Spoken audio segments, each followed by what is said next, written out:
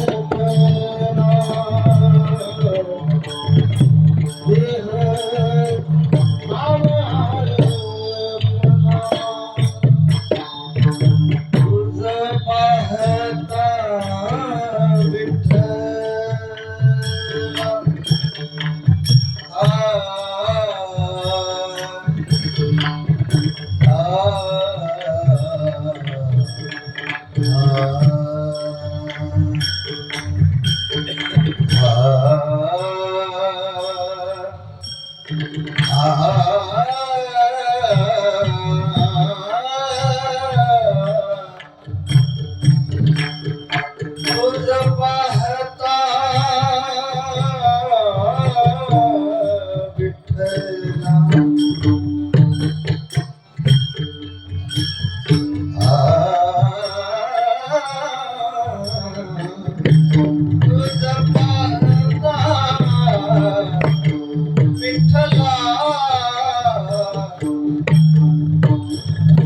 तुझ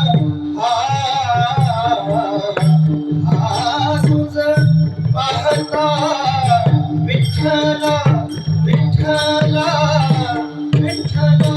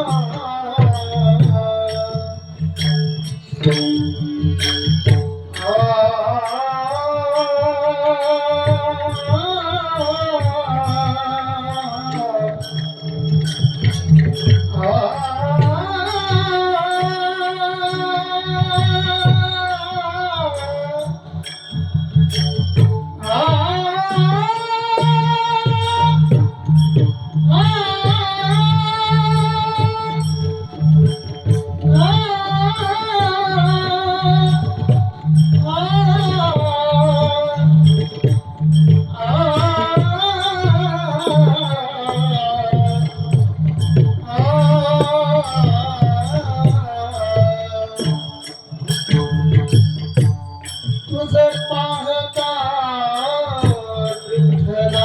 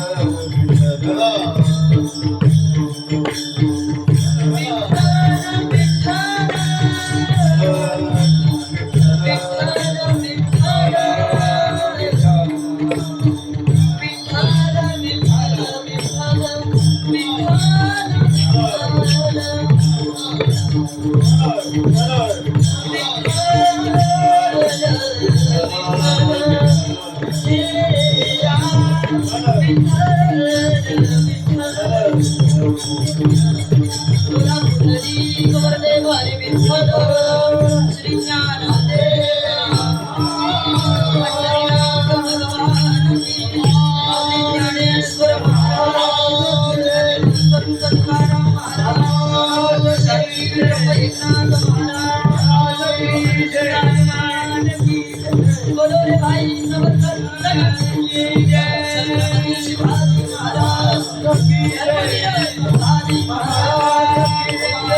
पार्वती पतये हर देवाचा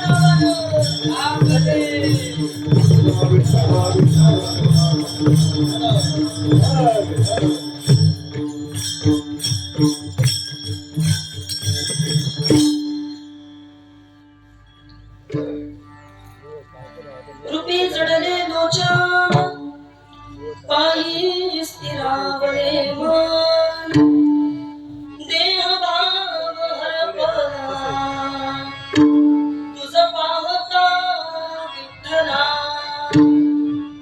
कळो नये सुख दुःख तहान हरपली भूक देह भाव हरपला तुझ पाहता विठ्ठला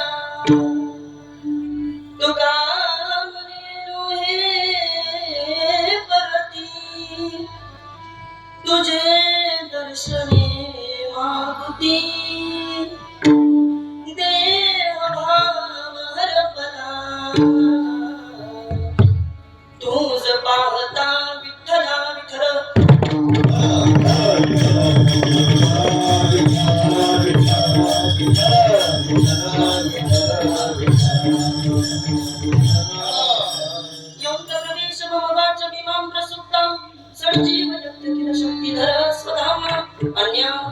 चरण श्रवणत्वकाति प्राणात्मको भगवते पुरुषाय तुभ्यं समचरण सरोजं सान्द्रलीलावलाभं जगन्निहितपाणि मण्डनानां तरुणकुलसीमाला गन्धरं कणचनेत्रं सदयदबुधहासं विठ्ठलं चिन्तयामि पाण्डुरङ्गा करू प्रथम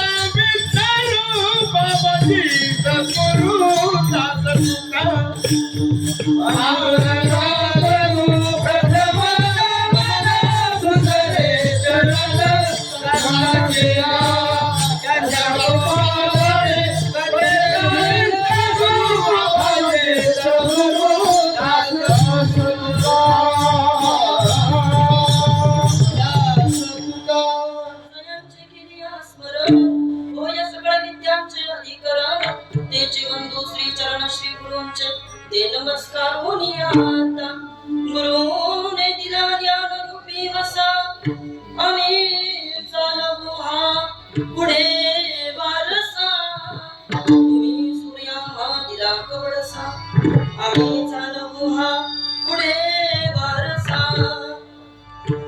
गुरु ब्रह्मा गुरु विष्णू गुरु देवो महेश्वरा गुरु साक्षात परब्रह्म तस्मै श्री गुरुवे नमः नमो ज्ञानेश्वरा ज्ञानेश्वरा नमो ज्ञानेश्वरा नमो ज्ञानेश्वरा नमो ज्ञानेश्वरा नमो ज्ञानेश्वरा नमो ज्ञानेश्वरा नमो ज्ञानेश्वरा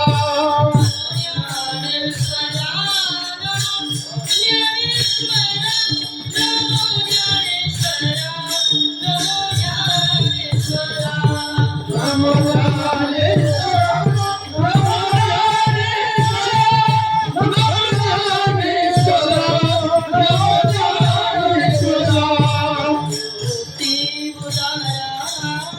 सुखान देवा निवृत्ती उदारा सुखान देवा मुक्ताबाई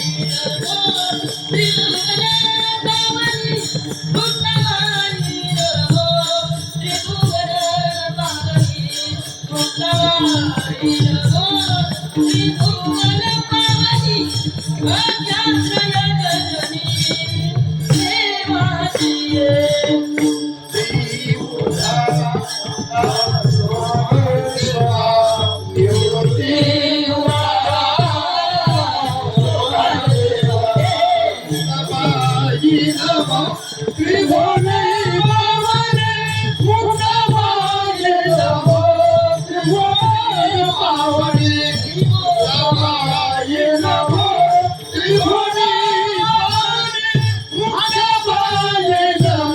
त्रिभुवन पावनी अज्ञात्रय जननी देवाची नमो ज्ञानेश्वर नमो ज्ञानेश्वरा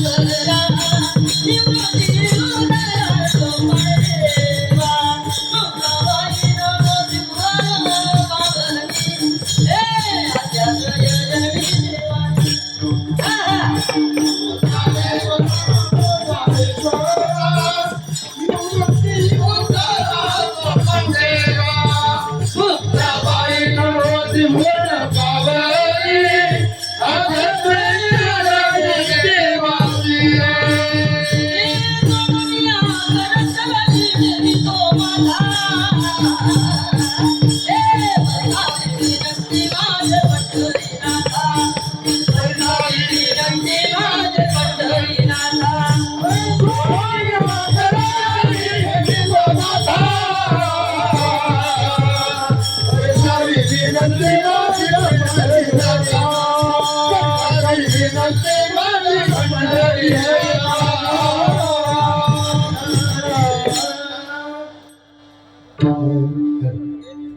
रूपी जडले लोचन बाई श्रीरामले मन देह भाव हरपला तुझा पाहता विठ्ठला मुक्त कैवल्य तेजोडी भगवान श्री ज्ञानोबराया जगद्गुरु श्री संत तुकोबराया आदी करून सर्व संतांच्या चरणी साष्टांग अभिवादन करते मायबाप त्यांना वंदन करते आणि या कीर्तन रूपी सेवेला सुरुवात करते कीर्तन रूपी सेवे करता गायलेला अभंग देहूचे सुप्रसिद्ध साधू वैराग्याचे मूर्तिमंत पुतळे जगद्गुरु जगतमान्य जगत व्यापक श्रीमंत श्री जगद्गुरु तुकोबराय यांचा चार चरणाचा वारकऱ्यांच्या परिचयाचा पाठ्यातला भगवान परमात्म्याला पाहिल्यानंतर तुकोबराय यांना भगवंताविषयी काय वाटलं आणि त्याला पाहून जो भाव तुकोबराय यांच्या अंतःकरणामध्ये जमा झाला निर्माण झाला प्रकट झाला त्याचं वर्णन तुकोबराय आजच्या अभंगामध्ये करतात विठ्ठल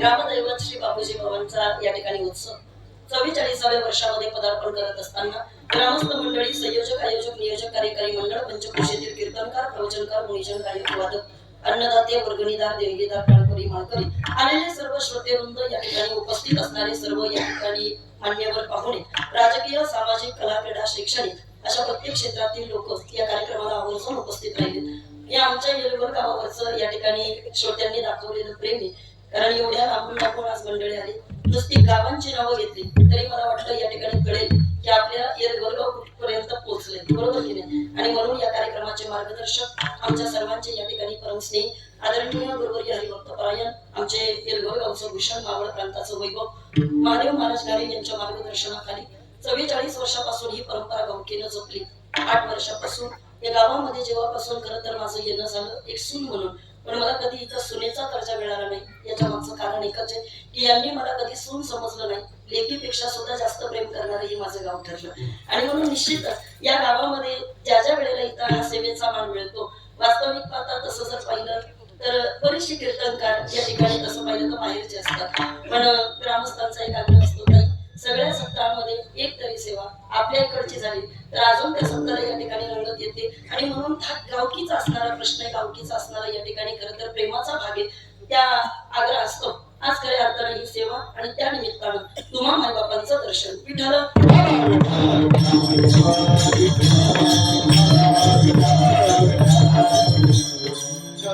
आपल्या गावामध्ये सातत्यानं 3 दिवस कीर्तना बरोबर 9 वाजता संपली बरोबर आहे का 9 वाजता उरकली. बरोबर. ऐका ना, इकडं का आबा, मला वाटतं आज एवढी लोक इथं टाळायला उभी राहिली आणि सगळीच लांबून लांबून आली.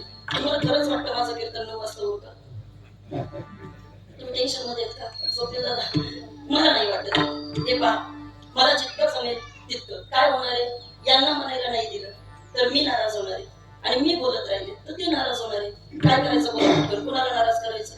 चिंतन कमी ऐकायला मिळालं, गायन जास्त ठिकाणी त्या लोकांनी केलं तर अर्थात तुमच्याही लोकांना असं वाटणार आहे, काय बाई ताई एवढ्या लांबून आले ती तिथंच बसली सांगत, आता तिचंच होतं, काय एवढं गरज होती का असं म्हणतील म्हणतील का नाही वारकरी बाबा?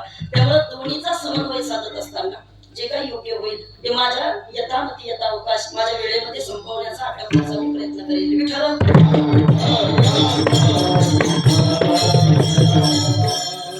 अभंग अतिशय सोपा. जगद्गुरु तुकोबरा यांचा या अभंगामध्ये तुकोबरा यांनी आपला परमात्म्याविषयीचा भाव प्रकट केला. इकडे पहा सगळेजण वारकरी बाबा, आता सगळ्या लोकांना येण्याकरता ऑप्शन म्हणजे इकडे नाही, म्हणजे इकडून पायऱ्या चढूनच लोक येणार आहेत. त्यामुळे आता इकडं पाहू नका तिकडं पाहू नका. हे पहा, 44 वर्षापासून या ठिकाणी जी साधना आपण सगळेजण करतोय आणि एवढ्या साधनेनंतर एका साधकाची अवस्था नेमकी काय झाली पाहिजे, किंवा परमात्मा जर त्याला भेटला तर ते भेटल्याच्या नंतर तुकोबरा यांचे कोणते शब्द आपल्या हृदयाच्या या ठिकाणी कमलपटलावरती उमटले पाहिजे याचं चिंतन करत आज आपल्याला करायचंय. ऐका, अभंगामध्ये तुकोबरा यांनी सांगितलं, देवाला पाहिलं आणि एक भाव प्रकट झाला. कोणता? रूपी जडले लोचन. ज्या वेळेला त्या विश्वाच्या मालकाला या ठिकाणी डोळे भरून पाहिलं, महाराज म्हणतात ते बाई स्थिरावले मन. आतापर्यंत इकडं तिकडं भरकटत असणारं माझं मन आता या ठिकाणी विश्वाच्या मालकापाशी येऊन थांबलं. आणि भगवान दादा पुढे जाऊन तुकोबा यांना विचारलं, तुकोबा आता या ठिकाणी तुमची अवस्था काय झाली? ती अवस्था महाराजांनी अभंगाच्या दुसऱ्या चरणामध्ये सांगितली. काय झालं? देह भाव हरपला तुझा पाहता विठ्ठला. विश्वाच्या मालकाला पाहिलं आणि स्वतःच्या शरीराची सुद्धा आसक्ती आता तुकोबा म्हटले आमच्या जीवनामध्ये राहिली नाही. पुढे गेल्यानंतर तुकोबरा यांनी या ठिकाणी सांगितलं की एका देवाची प्राप्ती झाल्याचा परिणाम कळोने दी सुख दुःख तहान हरपली भूक. आयुष्यामध्ये या ठिकाणी जे पाहिजे होतं ते मिळालं आणि विश्वाच्या मालकाचं दर्शन झाल्याचा परिणाम आता पोटाची चिंता नाही, आता खाण्याची चिंता नाही, नवे नवे तर आता या देहाची सुद्धा चिंता राहिली नाही. आणि शेवटला तुकोबरा यांनी सांगितलं, ज्या देवाचं दर्शन झालंय आता ते परत दुरावलं नाही पाहिजे. आणि मग तुकोबरा यांनी सांगितलं, भगवंता आता फक्त एकच कर, जे तुझ्यापर्यंत आले ना ते फक्त मागं जाऊन देऊ नको. तुका म्हणे नोहे परती तुझे दर्शने मागोती. परत माझं मन मागं जाऊन देऊ नको, तुझ्यामध्ये माझ्यामध्ये कोणतं अंतर पडू देऊ नको. असा अभंगाचा भावार्थ तुमच्या समोर मांडला. कीर्तनाला सुरुवात. विठ्ठल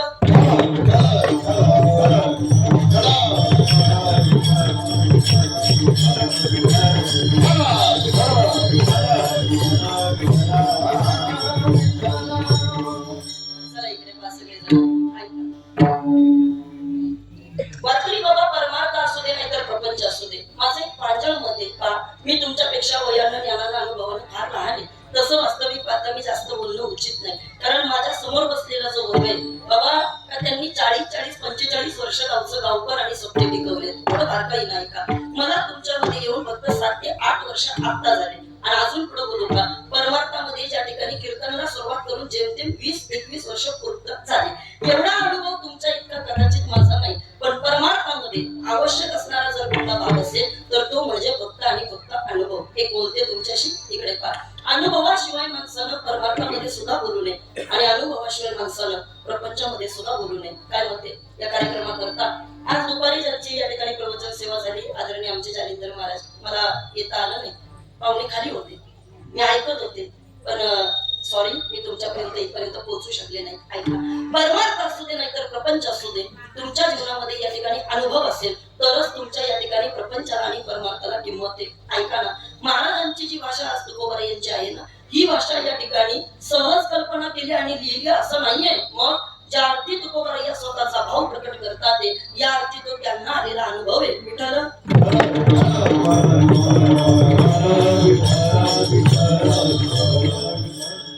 शेतीचा या ठिकाणी अनुभव असणारा माणूस, ऐका, गुरांची पारख असणारा माणूस, गावातलं एक पोरग वारकरी बाबा त्याच्याजवळ गेलं आणि त्याला सांगितलं, म्हटले तात्या, गावामध्ये या ठिकाणी आताच म्हटले काल एका पाहुण्याचा बैल पाहून आलो. तुम्ही आज काय सगळेजण काय पाहून आलो? बोलत नाही का तुम्ही बोलत चला बरं पटापटा. ऐका, कालच एका पाहुण्याचा बैल पाहून आला. त्यानं सांगितलं, म्हटले तात्या मला बैल आवडला, पण पाहुणा म्हणतो 70,000च्या खाली देणार नाही. काय बोला ना बाबा, 70,000च्या खाली देणार नाही. त्यानं सांगितलं, म्हटले तात्या तुम्हाला गुरांची पारख चांगली आहे, तुम्ही आयुष्य काढलं या गुरांच्या पारख करण्यामध्ये. माझा इच्छा आहे, माझी मत आहे की बाबा तुम्ही माझ्या बरोबर यावं आणि त्या बैलाची तुम्ही पारख करावी. जर तुम्ही हो म्हटले तर मी तो बैल या ठिकाणी घ्यायला तयार आहे. ऐका तात्या, प्रश्न पैशाचा नाहीये, प्रश्न फक्त असा आहे की बैल चांगला निघाला पाहिजे. ऐकताय तुम्ही सगळेजण? वारकरी बाबा, तात्यानं विचार केला, चला जेवढ्या हाती आपल्याला मान दिलाय तेवढ्या हाती आपण त्या पोराबरोबर गेलं पाहिजे. काय म्हणते तुमचं, गेलं पाहिजे की नाही गेलं पाहिजे? विचारायला अरे हो तर म्हणा, गेलं पाहिजे की नाही वारकरी बाबा? ऐका, तात्या त्या पोराबरोबर त्या बैलाची पारख करण्याकरता गेला. आणि वारकरी बाबा, तात्यानं आता शेतकरी जशी पारख करतात, गुराखी जसा पारख करतो तसं बाबा त्याची पारख केली. म्हणजे पुढून गेले, त्यांची शिंग पाहिली असेल, परत या ठिकाणी त्यांचा बारडा काय असेल बैलाचा तो पाहिला असेल. मला माहित नाही त्यामुळे मी बोलणार नाही, कारण मी आगाऊ नाहीये. ऐका, जे माहित नाही ते नाही म्हणायचं असतं, बरोबर? त्या तात्याला जेवढं माहिती तेवढं त्यानं त्याच्यामध्ये बघितलं. आणि बघितल्यानंतर कोणाच्या हळूच येऊन कानामध्ये सांगितलं, पोरा 70 काय 75 दिले तरी चालेल, पण बैल सोडू नको. नाही कळलं तुम्हाला? 75 दिले तरी चालेल, पण बैल सोडू नको. ऐका ना, तो म्हणला खरंच तात्या? हो, 5,000 जास्त जाऊ दे. उद्या कुणीतरी जास्तच या ठिकाणी 1,500 ला तो बैल हातात सोडण्यापेक्षा तूच 5,000 रुपये जास्त दे, म्हणजे पुढे या ठिकाणी मागं पुढं करायचा प्रश्नच येणार नाही. वारकरी बाबा, इथं बसलेल्या सगळ्यांनी सांगा, तसाही मालक 70,000ला बैल द्यायला तयार होता. बरोबर आहे? बरोबर आहे. तात्यानं काय केलं? 5,000 वाढवले. बरोबर आहे? हे बरोबर आहे का चुकीचं आहे? जाणकार माणसं काय करतात? जाणकार माणसं काय करतात? तुम्ही बोला बरं माझ्याशी बाबा. हा, बोला. जाणकार माणसं काय करतात वारकरी बाबा? भाव कमी केला पाहिजे का वाढवला पाहिजे? तात्यानं काय केलं? किती वाढवले? 5,000. म्हणजे थोडे झाले का? बरं ऐका ना वारकरी बाबा, मला फक्त एकच तुम्हाला सांगायचंय, तात्यानं वाढवलेले जी 5,000ची किंमत आहे ती तुमच्या लेखी चुकीची आहे. पण मला वाटतं ज्या अर्थी तात्या म्हणतात बैल सोडू नको, त्या अर्थी ती 5,000ची किंमत बैलाची नाही, ती तात्याच्या अनुभवाची आहे. विठ्ठल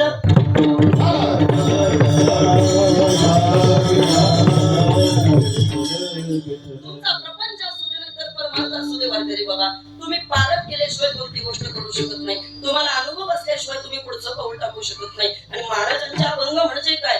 तुका म्हणे चाकुनी सांगे मज अनुभव आहे अंगे, मज अनुभव आहे अंगे, मज अनुभव आहे अंगे. तुका म्हणे चाकुनी सांगे माझा अनुभव आहे अंगे, माझा अनुभव आहे अंगे, माझा अनुभव आहे अंगे.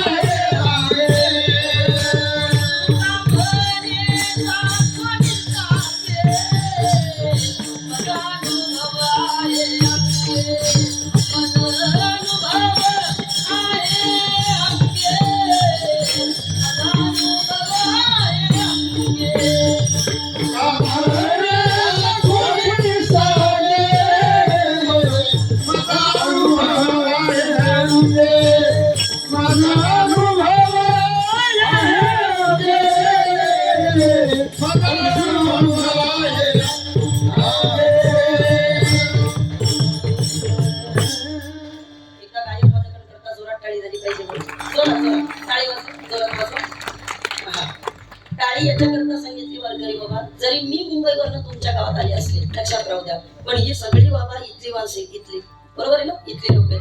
म्हणून आपण सगळ्यांनी त्यांचं कौतुक केलं पाहिजे. ऐका, तुका म्हणेचा कोणी सांगे काय माझा अनुभव आहे अंगे. महाराज म्हणतात मी जे सांगतो ते या ठिकाणी असं तसं नाहीये. अजून पुढे बोलू का? आबा, माझं असं मत आहे, कदाचित तुकोबरायांनी कधी ठरवून कोणते अभंग लिहिले नसतील बा. लिहिले असतील मला नाही वाटत. ऐका, ठरवून कुठलेच अभंग नाही. बरं, आपल्याला अभंग मिळाले ते कोणते?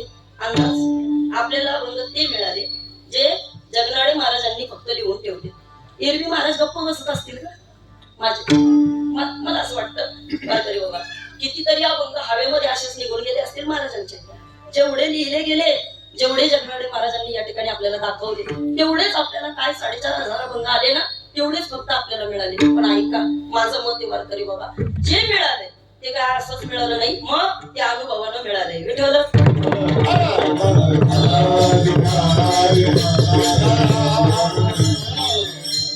साधी कोथिंबीरची जोडी घेताना या ठिकाणी पारख करणारी तुम्ही आम्ही माणसं वारकरी बाबा.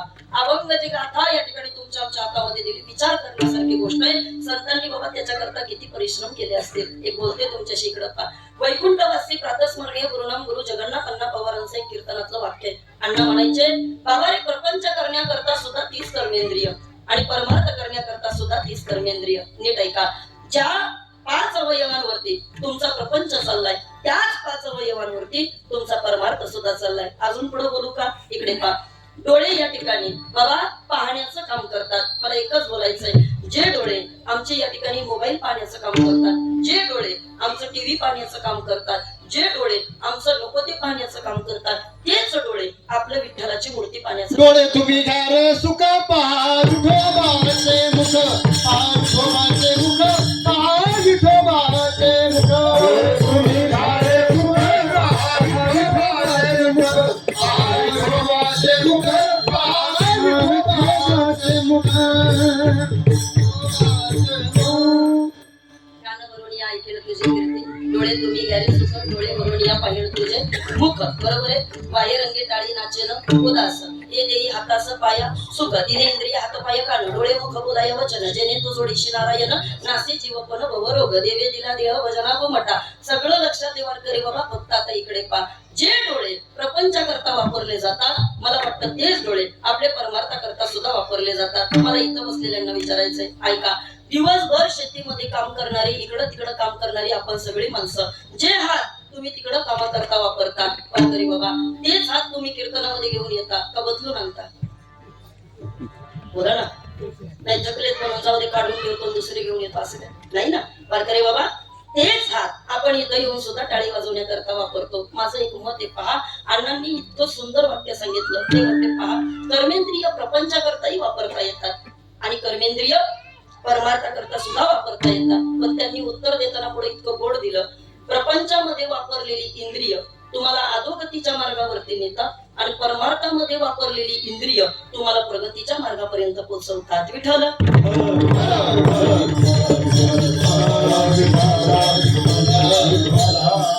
मला असं वाटतं, शब्द, रस, गंध, स्पर्श हे सगळं तुम्ही नेहमीच ऐकता. बरोबर आहे ना वारकरी बाबा? मुखाचं काम आहे, त्यानं या ठिकाणी शब्द खर्च केले पाहिजे. चला ऐका, त्वचेचं या ठिकाणी काम आहे काय? तिला स्पर्श कळत असतो वारकरी बाबा. बरोबर.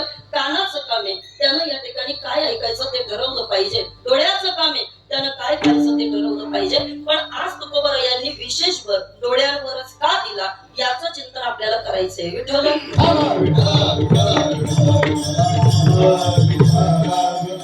याच्या मागचं एक सोपं कारण तुम्हाला मी सांगते, ऐका. वारकरी बाबा, जगामधली सगळी पाप जर कुठल्या इंद्रियांमधून आत प्रवेश करत असतील तर ती म्हणजे फक्त आणि फक्त मला वाटतं डोळे. ऐका, कसं काय बरं ताई तुम्ही आम्हाला असं सांगता? चांगलं सुद्धा बाबा डोळ्यांनाच कळतं आणि वाईट सुद्धा डोळ्यांनीच पाहिलं जातं. जोपर्यंत डोळे परवानगी देत नाही तोपर्यंत बाकीची इंद्रिय काम करत नाही. बोला तुमचं काय मत आहे याच्यावर वारकरी बाबा? जोपर्यंत डोळे परवानगी देत नाही तोपर्यंत बाकीची इंद्रिय काम करत नाही. उदाहरणार्थ ऐका, मी जर समोर गुळ पाहिला, म्हणजे माझ्याकडे नाहीये समोर, तुमच्या लक्षात आलं का मला काय म्हणायचं? गुळ माझ्या समोर आता नाहीये, पण मी जर गुळ पाहिला माझ्या समोरच नाही म्हणून या ठिकाणी मला त्याचं काही एवढं विशेष वाटत नाही. मी माझी एक आतमध्ये मानसिकता तयार केली, काय जाऊ दे तुला गुळ मिळणार नाही म्हणताय, द्या की आणून, काय असं करताय वारकरी बाबा? मी माझी मानसिकता अर्थ बाबा तयार केली, काय मला गुळ मिळणार नाही. पण आता मला सांगू का, जर या क्षणाला इथं जर गुळ असता आणि तो जर माझ्या डोळ्याला पाहिला असता तर मला तरी असं वाटतं मी घेतल्याशिवाय गप बसले नसते. ऐका, जोपर्यंत विषय समोर नाही तोपर्यंत त्याचं काहीच वाटत नाही. पण एकदा का विषय समोर आला का मग मात्र या ठिकाणी इंद्रिय गप्प बसत नाही. काय करू मन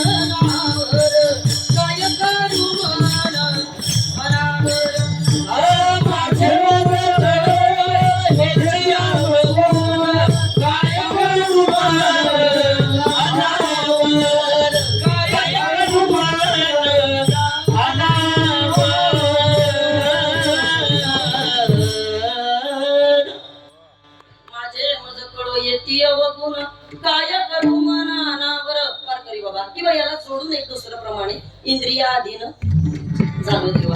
तुकोबाराया म्हटले देवा तू बोलतो ते सगळं खरं आहे रे, पण ऐक इंद्रिय मात्र या ठिकाणी शांत बसत नाही. नवे नवे इंद्रिय माणसाला शांत बसू सुद्धा देत नाही. काय करणार देवा, आम्ही या ठिकाणी काही पण बाबा तू आम्हाला चुकीचं म्हण बरोबर म्हण, तुला जे म्हणायचं ते म्हण, पण आमची इंद्रिय जोपर्यंत शांत होत नाही तोपर्यंत देवा आम्हाला वाटतं आम्ही भक्तीपर्यंत पोहोचत नाही. विठ्ठल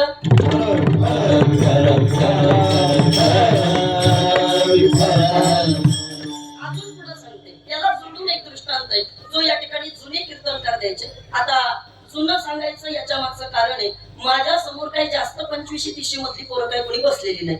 जे आहेत ती सगळी बरोबर ना वारकरी बाबा, सगळी जुनी जाती माणसं आहेत. म्हणून मला वाटतं तुमच्याच लेवलला तुम्हाला पटेल, तुम्हाला ऐकायला आवडेल असे दृष्टांत द्यायचा प्रयत्न करूया. ऐका वारकरी बाबा, मला इथं बसलेल्या काही जुन्या माणसांना विचारायचंय, बाबा तुमच्या काळामध्ये लग्न करायची पद्धत कशी होती सांगा बरं. लग्न करायची पद्धत बरं बोला, तुम्ही सगळी जण खरं खरं बोला बरं माझ्याशी. जेवढे 70 अबाव 70च्या पुढचे तेवढ्यांनी मला सांगा बरं, तुम्ही बायकोला म्हणजे मुलगी पाहायला गेले होते? एवढं सोपंच मला विचारायचंय, तुम्ही मुलगी पाहायला गेले होते? नव्हते पाहायला गेले. बरं ऐका, त्यावेळेला मला वाटतं, मला ऐकलंय म्हणून मला असं वाटतं की आमच्या आई वडिलांकडनं किंवा माझ्या आजी आजोबांकडनं जे ऐकलं असेल ते सांगते. असं म्हणायचे बाबा जुनी लोक का बाबा लग्न तर सोडा, 4-4 वर्ष घरामध्ये बोलणं सुद्धा होत नव्हतं. खरंय का? काय तुम्ही बोलतच नाही बाबा, असं टेन्शन देऊ नका मला, बोला की पटकन. असेल बरोबर तर हो म्हणा, नसेल तर नाही म्हणा. ऐका इकडं पहा, लग्न पाहण्याची किंवा लग्न करण्याची एक पद्धत असायची. कोणती पद्धत असायची बाबा त्या काळामध्ये? घरातली ज्येष्ठ श्रेष्ठ मंडळी लग्नाच्या करता सुनमुख पाहण्याकरता बरोबर, म्हणजे जे काय असेल ते बघण्याकरता जायचे. बरं ऐका, त्या दिवशी ती सगळी जण घरी आले का रात्रीची सगळी जण घरामधली माणसं चर्चा करायचे. बरोबर आहे का? बरोबर आहे का? हो म्हणा की बरोबर असेल तर बरोबर. रात्री चर्चा करायचे. मग ज्याच्या करता मुलगी पाहण्याचं काम चालू आहे बरोबर, तो तिथं असं दारात कोपऱ्यात उभा राहायचा. काय करायचा? आबा कोपऱ्यात उभा राहायचा. घरातली माणसं तर्क वितर्क लावायची. काय? तिचं कपाळ ना आपल्या गावातल्या सखोबाईसारखे, म्हणजे इकडच्या नाही म्हणून असं काय करायचे, असे तर्क वितर्क लावायचे. रोहिणीताई पुन्हा गावातली घरामध्ये सगळी माणसं अशी तर्क पुन्हा बोलायचे. ती ना उंचीला त्या अमुक अमुक पोरी सारखे आपल्या गावातले आहेत, हे सगळं तो ऐकत राहायचा. कोण? हा लक्षात राहू द्या फक्त ऐका, ते सगळं तो ऐकत राहायचा. ऐका ना वारकरी बाबा, नुसता ऐकत नव्हता, मग असा कान देऊन ऐकत राहायचा सगळे बाबा. आणि मग घरामध्ये बाकीचे लोक पुढे जायचे. ते म्हणायचे तिची तब्येत ना अमुक अमुक त्या बाई सारखी आपल्या गावातल्या. ऐका बरं, तोपर्यंत या सगळ्या बायका त्याच्या डोळ्याच्या समोर असायच्या. नीट ऐका, तिचा रंग अशा अशा या ठिकाणी वर्णाचा, अशी अशी आहे, तशी तशी आहे, असं असं आहे, तसं तसं आहे करता करता त्याच्या नजरेमध्ये तिच्या बद्दलची एक प्रतिमा तयार व्हायची. काय व्हायची? प्रतिमा तयार व्हायची. हे कधीच सांगते मी, 70 बरोबर ना, 70 इयर बॅक, म्हणजे 70 वर्षाच्या अगोदरच सांगते. आता मला इकडे बसलेल्यांनी सांगायचंय. ऐका इकडे पहा, नाथ बाबांनी कलियुगाचं भाकीत लिहिलं वारकरी बाबा. पण ते भाकीत लिहित असताना नाथ बाबांनी जे काही सांगितलं ना ते विशेषत्वानं या विषयांवरती आधारित सांगितलं. ऐका, तुमच्या काळामध्ये रजोदर्शन ज्याला म्हटलं जायचं, ते रजोदर्शन 50 वर्षाच्या मागचा काळ सांगते. 18 ते 19-20 या वयामध्ये रजोदर्शन या ठिकाणी शक्यतो पाहायला मिळायचं. आताच्या पोरांची परिस्थिती घेत असताना ते रजोदर्शन वयाच्या 12 ते 14 या वयोगटात पाहायला मिळते. किती वयोगटात? बोला पटकन. 12 ते 14 वयोगटामध्ये पाहायला मिळते. ऐका आता इकडे पहा, मला असं वाटतं वारकरी बाबा, जर 50 वर्षाच्या अंतरामध्ये जर 6 वर्ष रजोदर्शन जर मागे येत असेल तर इथून पुढच्या 50 वर्षानंतर सुद्धा अजून जर 6 वर्ष जर आपण मागे गेलो तर नाथांचं वाकीत खरं व्हायला वेळ लागणार नाही. कोणतं नाथांचं वाकीत आहे? ऐका, नाथ बाबांनी त्या काळामध्ये सांगितलं. ऐकायचंय वारकरी तुम्हाला? ऐकायचंय? ताड बसा तुम्ही सगळे, मी ऐकवते तुम्हाला. ताड बसा. नाथ बाबांनी त्या काळामध्ये सांगितलं काय होणार आहे या कलियुगाचं. ऐका, कलियुगामध्ये दादा एक विपरीत होईल, भावा बहीण दोघांचा विवाह लागेन. 5 वर्षाची नारी व्रतार मागेन, 6 वर्षाची नारी गर्भीण होईन.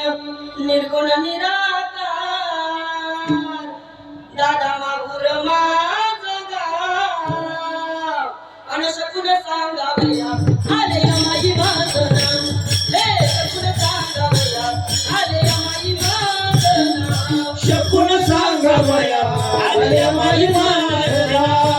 शकून सांग बया आले माई वासना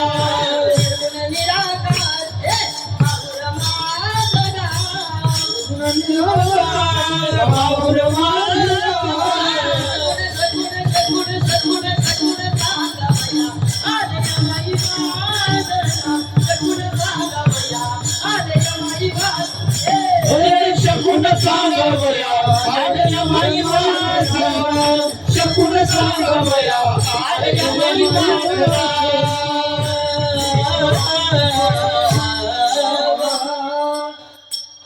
नाथबाबांनी सांगितले वारकरी 5 वर्षाची नारी व्रतारमा गेल 6 वर्षाची नारी गर्भीन होईन ऐकलं ना तुम्ही सगळेजण लागलेत गाड्या घाटाला काही असं काही नाही ना इकडं पावर करी बाबा माझं एक मत आहे जर 50 वर्षापूर्वी जी गोष्ट 18 ते 20 वयात घडत होती ती आता जर 12 ते 14 वर्षात घडते तर ऐका पुढच्या 50 वर्षानंतर काळ नक्कीच बदलणार आहे हे आपल्या प्रत्येकाला कळलं पाहिजे मग ताई हे सगळं घडतंय याच्या मागचं कारण काय याच्या मागचं कारण एकच आहे वारकरी बाबा तुमच्या आमच्या डोळ्याने जे पाहिलं जातं ते मनामध्ये साठवलं जातं इंद्रिय पुढे या ठिकाणी परवानगी घेतात आणि पुढे जाऊन ते कृत्य माणूस करत असतो मग ताई आम्ही काय केलं पाहिजे आम्हाला सांगा ना वारकरी बाबा ऐका प्रत्येक गोष्टीमध्ये जसं नाण्याला जशा 2 बाजू असतात किती बाजू असतात 2 बाजू असतात बरोबर आहे आपण प्रत्येकाने या ठिकाणी छापाची बाजू पाहिली आता एक उलटी बाजू करून सुद्धा पाहणं गरजेचं आहे कारण आपण परमार्थ ऐकायला आलेले सगळे या ठिकाणी जाणकार श्रोत्या माझं मत आहे वारकरी बाबा पहा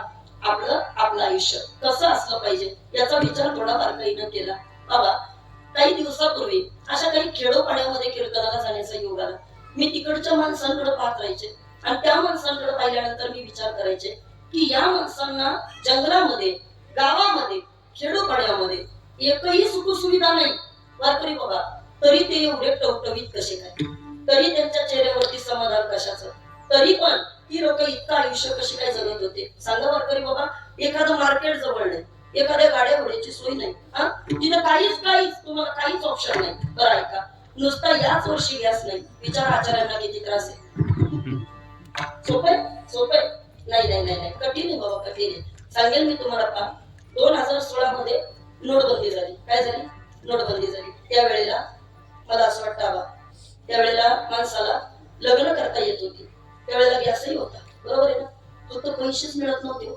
पैशाची अडचण भासत होती 2022 मध्ये कोरोना आला काय आला कोरोना आला ऐका ना त्यावेळेला लोकांकडे पैसे होते गॅसही होते पण बरीचशी लग्न लपून छपून झाली नाही कळलं तुम्हाला लग्नाला माणसंच नव्हती ना आणि ऐका ना वारकरी बाबा आता 2026 मध्ये हे युद्ध झालं आणि त्याचा परिणाम मला असं वाटतं तुम्ही सगळी माणसंही आहात बरोबर लग्नही होते पैसे नाहीत का बोला पैसे नाही तर पैसे सुद्धा आहेत फक्त प्रॉब्लेम इतकाच आहे गॅस मिळत नाही काय मिळत नाही गॅस आता एकाचं लग्न ठरलं ऐका आचार्यानं फक्त इतकं सांगितलं म्हणजे सगळं लग्न लावून देतो सगळं जेवण बनवून देतो फक्त 2 गॅसची सोय करा कारण माहिती 8-8 हजाराला एक गॅस मिळतो परवडण्यासारखं नाही 16 हजाराचा घाटा वरबापाच्या अंगावर टाकलेला परवडत आपल्या अंगावर नाही विठ्ठल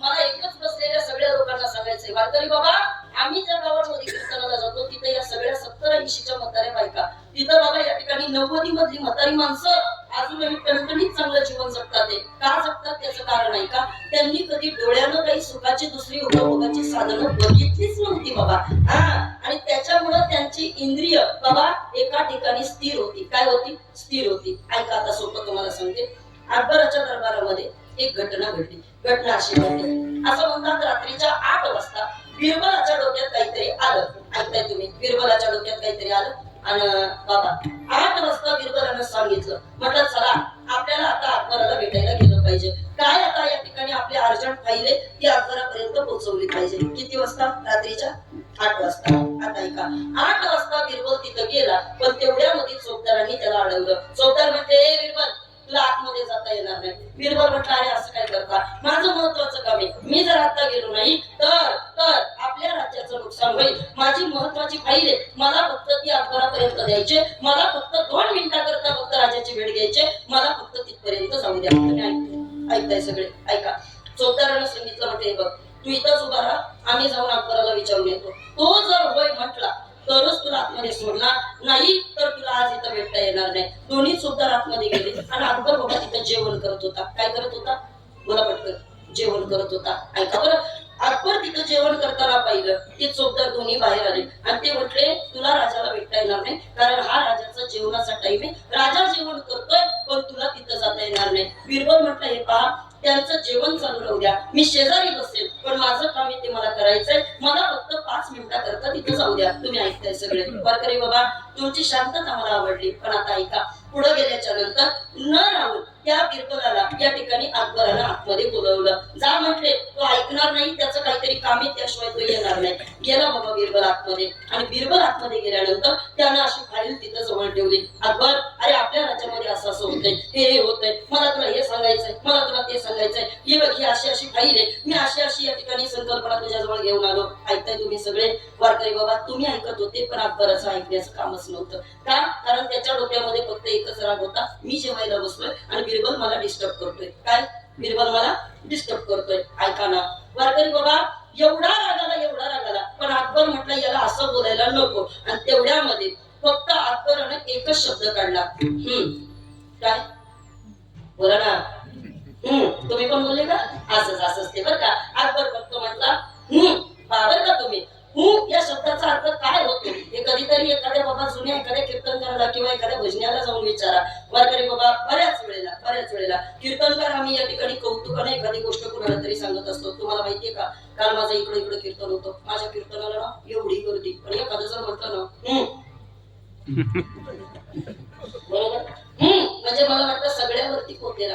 अकबरानं बोलायला सुरुवात केली. अकबर म्हटला म्हटल्यानंतर मात्र बिरबल म्हटला चला आपलं काम झालंय, आपलं काम होतं सांगायचं, ऐकायचं का नाही ते ज्याचं ते ठरवलं. कोण म्हटलं? बिरबल म्हटला जाऊ दे ना, आपलं काम आपण प्रामाणिकपणे केलं, आपलं जेवढं काम होतं ते आपलं झालंय. आणि तेवढ्यामध्ये बिरबल तिथून उठला. आता ऐका, बिरबल उठल्याच्या नंतर वारकरी बाबा त्यानं एक दृश्य असं पाहिलं. त्यानं पाहिलं अकबर या ठिकाणी जेवतोय आणि त्याच्या शेजारी एक असा दिवा लावलेला होता. काय लावलेला होता? दिवा लावलेला होता वारकरी बाबा. पण त्या दिव्याच्या खाली एक अशी मांजर होती आणि ती मांजर एकदम शांतपणे बसलेली होती आणि तिच्या डोक्यावरती अकबरानं तो दिवा ठेवला होता. नाही कळलं तुम्हाला? तिच्या डोक्यावरती अकबरानं तो दिवा ठेवलेला होता. बिरबलाला हे दृश्य जरा थोडंसं अवघड वाटलं, म्हणून बिरबल तिच्याकडे पाहत राहिला. बिरबल म्हटलं अरे हा काय प्रकार आहे? अकबराच्या दरबारामध्ये मांजरीच्या डोक्यावरती दिवा. म्हटलं काय अरे आपला बादशाह, म्हटलं मानलं पाहिजे. तो तिच्याकडे कुतूहलानं पाहत होता. पण अकबराचं तोपर्यंत जेवण झालं. त्यानं हात धुता बिरबलाला बोलायला सुरुवात केली. म्हटलं बिरबल, बघितलंस का, माझ्या राज्यामधलं आणि माझ्या दरबारामधलं मांजर सुद्धा तुझ्यापेक्षा शांत आहे. मांजर सुद्धा तुझ्यापेक्षा शांत आहे. वारकरी बाबा, ज्याचं काम निष्ठेनं आहे आणि ज्याचा या ठिकाणी कामात प्रामाणिकपणा आहे, त्याला जर कोणी कामावरून बोललं तर त्याला ते सहन होईल का? सहन नाही होणार. ऐका आता इकडं पहा, स्वाभिमानी माणूस सगळं सहन करू शकतो, पण तो त्याचा अपमान नाही सहन करू शकत. स्वाभिमानी माणूस सगळं सहन करू शकतो, पण जी गोष्ट तो प्रामाणिकपणे करतोय त्याच्यामध्ये केलेल्या कुरघोड्या तो सहन नाही करू शकत. त्याला कोणी नावं ठेवलेलं तो सहन नाही करू शकत. नीट ऐका, बिरबलाला वारकरी बाबा 3 दिवस झोप लागली नाही. किती दिवस? 3 दिवस झोप लागली नाही. त्याच्या डोक्यामध्ये फक्त एकच होतं, मी काम प्रामाणिकपणे केलं, पण तरी सुद्धा बादशाहनं मला नावं ठेवली आणि मला कुणाच्या पंक्तीला बसवावं? वारकरी, कुणाच्या? मांजराच्या पंक्तीला. मांजराच्या म्हणजे मांजरीच्या पंक्तीला नेऊन आपल्याला बसवलं. काय अर्थ आहे म्हटलं आपल्याकडे जिंदगीला? कामच करून फायदा नाही झाला म्हटलं, एवढं प्रामाणिकपणे काम केलं. 3 दिवस वारकरी बाबा घरामध्ये तो जेवला नाही. कोण? हाय लक्ष इकडं बघा. बिरबल 3 दिवस बाबा जेवला नाही आणि न जेवता या ठिकाणी त्याची या ठिकाणी बाबा प्रकृती अशी खराब व्हायला लागली. बिरबलाच्या पोरानं पाहिलं बाबा घरामध्ये जेवत नाही, बाबा नेमकं या ठिकाणी काय करतात, ते नेमकं कोणतं टेन्शन बापाला आहे याचा या ठिकाणी प्रश्न विचारला पाहिजे. म्हणून बिरबलानं आपल्या बापाला विचारलं. म्हटले बाबा, बिरबलाच्या पोरानं विचारलं, बाबा नेमकं काय झालं? तुमच्या कपाळाला हात आहे, 3 दिवस झाले मी बघतोय तुम्ही कुठल्या तरी टेन्शन मध्ये. येलगोलची लोक, पाहुणे मंडळी, सगळ्यांनी एक वाक्य ताईचं कीर्तनातून घेऊन जा. ऐका, बापाच्या डोक्याला एक हात असेल आणि तो एक हात लावलेला पाहून जर पोरग बापाला विचारत असेल बाबा तुम्हाला काय झालं, तर समजून जा आपण एका चांगल्या या ठिकाणी संततीला जन्म दिलाय. कोणाला? चांगल्या संततीला. पण बापाच्या डोक्याला एक हात असताना पोरग आपल्या कर्तबदारीनं त्याला जर दुसरा हात लावायला लावत असेल तर समजून जा तुम्ही एका विपत्तीला जन्म दिलाय विठ्ठल.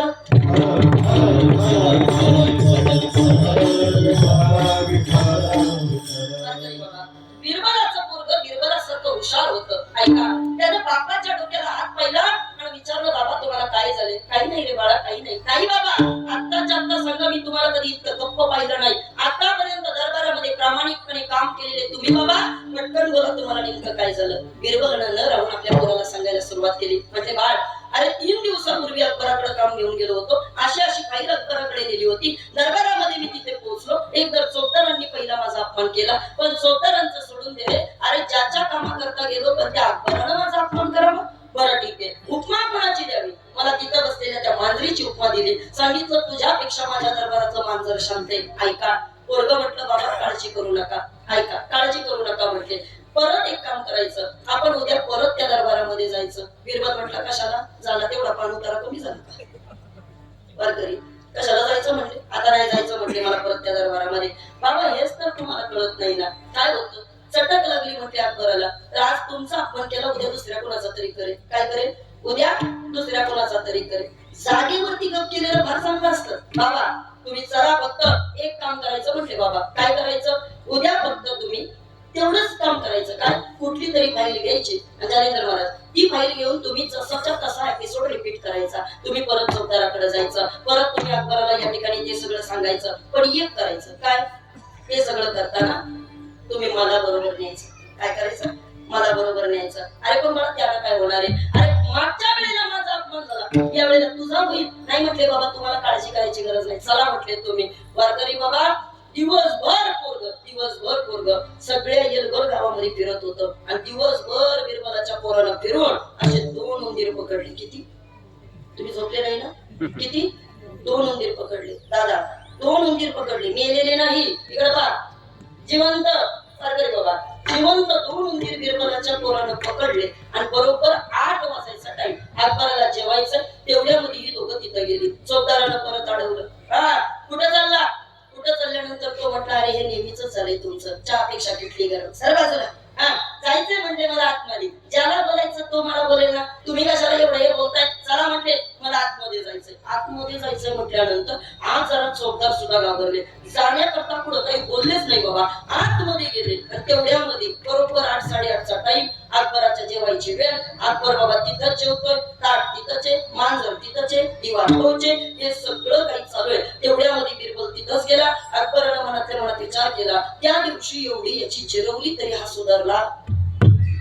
लईच बाबा बारीक तोंड करताय तुम्ही. मी अकबराचं सांगते, तुम्ही काय एवढी त्या दिवशी त्याची जिरवली तरी म्हणजे हा सुधारला नाही. परत आला माझ्याकडं आणि असं म्हटल्याच्या नंतर वारकरी बाबा ऐका, पुन्हा बिरबल तिथं त्या अकबराबरोबर गप्पा मारू लागला. नावा त्यांच्या परत त्या फायली चालू झाल्या. बिरबल इकडे अकबराला फक्त बोलण्यामध्ये गुंग करतोय आणि तेवढ्यामध्ये बिरबलाच्या पोरानं वारकरी बाबा खिशातून एक उंदीर बाहेर काढला. ऐका ना, तिच्या शेपटीला पकडलं. कुणाच्या?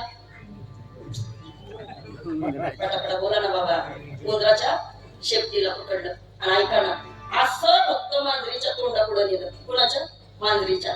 ऐका, असं पुढे न्यायचा, परत मागं घ्यायचा, पुढे न्यायचा, परत मागं घ्यायचा, पुढे न्यायचा, परत मागं घ्यायचा. ऐका आता, काय वाटतं तुम्हाला? खरंच अकबराच्या दरबारातली मांजर शांत बसली असेल का? बोला ना बाबा, शांत बसली असेल? ती म्हणली, कशाचा अकबर, कशाचा दिवा? वारकरी बाबा, जे धूम तुटली थेट उंदराकडं. बाबा दिवा असा उद्ध्वस्त झाला. जे ताट समोर होतं ते अकबराच्या अंगावरती पडलं आणि जशी सगळी फजिती झाली तेवढ्यामध्ये बिरबलानं सांगितलं, म्हटले, वा अकबर, तुझ्या दरातलं मांजर किती शांत आहे ते मला आज कळलं. ऐका वारकरी बाबा, मांजर शांत होतं का? मला तुम्हाला विचारायचंय. बोला, मांजर शांत होतं का? मांजर शांत नव्हतं. हे फक्त अकबराला वाटत होतं. ज्या वेळेला विषय समोर आला त्यावेळेला बाबा मांजरीचं वैराग्य तेव्हा संपलेलं होतं. मांजरीला त्या वेळेला काही घेणं देणं नव्हतं. कोण राजा, कुठला दिवा, कुठलं जेवण, तिला काहीच काही त्याच्याशी वाटत नव्हतं. मला फक्त एकच सांगायचंय, विषय समोर नाही तोपर्यंत माणूस या ठिकाणी शांत राहू शकतो, पण एकदा का विषय समोर आले ना मग मात्र तो शांत राहील याची कोणतीही शाश्वती नाही. विठ्ठल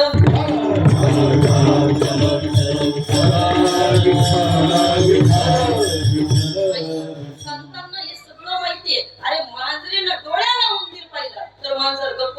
शकत नाही. काय वाटतं तुम्हाला वारकरी बाबा? मांजर आणि उंदराच चाललंय काही फक्त? हा? नाही ना वारकरी बाबा. अहो आपल्या प्रत्येक आयुष्याची तुम्ही आम्ही प्रत्येकानं फजिती करून ठेवली. महाराज म्हणतात आयुष्य वेचून कुटुंब पोषिले, काय हित केले सांग बाबा, फुगाचा चाकर झाला सिकावाडी, नाही सुख घडी भोगावया. एक क्षण जीवनामध्ये तुम्ही स्वतःच्या विचाराकरता घालवला नाही. बरं ऐका ना, या डोळ्यानं पाहण्याकरता इतकं सगळं चांगलंय, मग तुम्ही नको ते का पाहता? ऐका, कधीतरी गवळणींना जाऊन विचारा, डोळ्यानं पाहण्याचं सुख काय असतं. गवळणी सांगतील आपल्याला, देखी राग माये यमुने छाती, देखी राग माये यमुने छाती, देखी राग माये यमुने छाती, देखी राग माये यमुने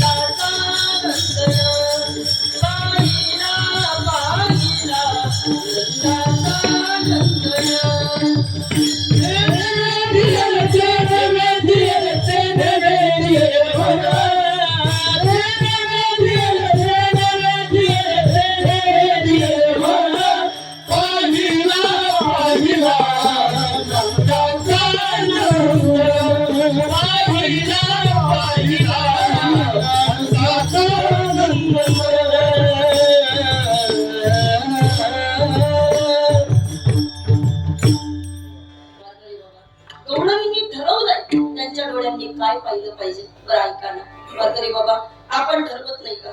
आपण सुद्धा ठरवतो की एक बोलू का? इकडे इकडे माझ्याकडे रस्त्यावरती मी नाराज आहे तुमच्यावरती. का नाराज आहे ते मी नंतर सांगणार आहे. इकडे पा सगळे जण वारकरी ऐका. 500 रुपयाची नोट, 500 रुपयाची नोट बाबा रस्त्यावरती पडली आणि 4 जणांनी बघितली. किती जणांनी? बोला ना, किती जणांनी?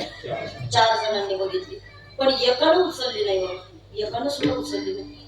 पण ऐका ना, एकानं सुद्धा उचलली नाही, पण इज्जत सुद्धा असं पुढे जात नव्हता. सगळे तिथंच थांबले होते. नोट किती जणांनी पाहिली? 4 जणांनी. नोट अशी मध्ये, 4 जण अशी बाजूला. वारकरी बाबा, पण कुणीच उचलली नाही आणि पुढेही निघून गेलं नाही. उचलली का नसेल? अंदाज अंदाज अंदाज काहीतरी अंदाज द्या की. अंदाजच विचारलाय, बोला पटकन. काही जण म्हणतील काही खोटी असेल. बरोबर आहे? नाही वारकरी बाबा, खरी नोट होती, खरी. पण तरी कुणी उचलली नाही. का उचलली नाही? माझे बाबा उत्तर सोपं. चौघच्या चौघ तिथंच होते, पण ते फक्त वाट बघत होते बाकीची 3 गेली पाहिजे. बरोबर आहे? ऐका, आपण बघत नाही का? आपण बऱ्याच गोष्टी बघत असतो वारकरी बाबा, पण बघत असताना सुद्धा ऐका, त्याचा परिणाम आपल्यावरती आपण काय करून घेतो हेही फार महत्वाचं आहे. हेही फार महत्वाचं आहे. तुम्ही जितकं या ठिकाणी वाईट बघता, सोपं बोलते. अहो ही 5-10 वर्षाची मुलं आहेत का जी घरामध्ये गेल्याच्या नंतर घरातली माणसं अंग भरलेल्या कपड्यांमध्ये बघतात आणि टीव्ही लावल्याच्या नंतर नको ती चित्र पाहतात. काय वाटतं तुम्हाला? त्यांनाही कधीतरी असं वाटत असेल इकडं वेगळं इकडं वेगळं? नाही कळलं तुम्हाला? परिणाम होण्याकरता वेळ लागत नाही. आणि सध्याचं जनरेशन जे बिघडत चाललंय ना, याच्या मागचं एकमेव कारण जर काही असेल ना, तर ते म्हणजे ते एकतर पहिली गोष्ट म्हणजे बरोबर काही बघत नाही. बघतात पण ते सगळं चुकीचं बघतात. नको ते विषय इंद्रियांमध्ये त्यांनी घालून घेतले आणि त्याचा परिणाम वरकरी बाबा अधोगतीच्या मार्गावरती समाज चालू लागला. मग काही आता बाद झालं, तुम्हीच आम्हाला सांगा आम्ही नेमकं काय केलं पाहिजे? डोळे किती महत्वाचे तरकरी, डोळे किती महत्वाचे? महाभारतामधल्या गांधारीला विचारा, गांधारी तुम्हाला सांगेल डोळे किती महत्वाचे. आपला पती आंधळा आहे हे ज्या वेळेला तिला कळालं त्यावेळेला अरे गांधार नगराची असणारी बाबा ती राणी आहे आणि एवढ्या मोठ्या या ठिकाणी वडिलांची असणारी ती मुलगी, पण तरी सुद्धा गांधार देशाची राणी हस्तिनापुरामध्ये आली आणि ज्या वेळेला धृतराष्ट्राबरोबर लग्न झालं पहिल्या दिवशी कळलं आपला नवरा आंधळा आहे. काय नवरा आंधळा आहे? आणि आबा डोळ्यावरती पट्टी मारून घेतली होती ना, डोळ्यावरती पट्टी बांधून घेतली.